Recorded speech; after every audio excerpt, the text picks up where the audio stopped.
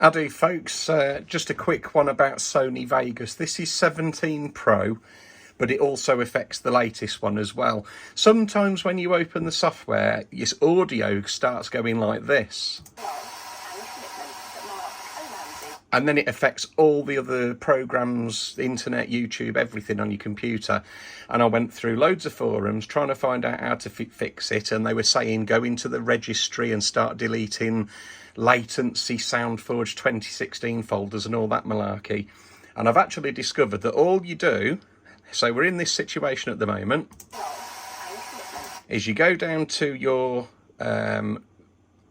speaker icon down here, open it up, and then you flick between, on your soundbar here, flick between spatial sound off and then Windows Sonic for headphones, or flick one or the other, and that should Mandy and Mark met in 2006. Fix the problem. There we go.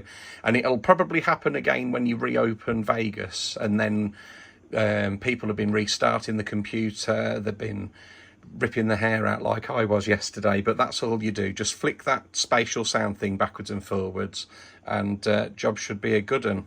There we go.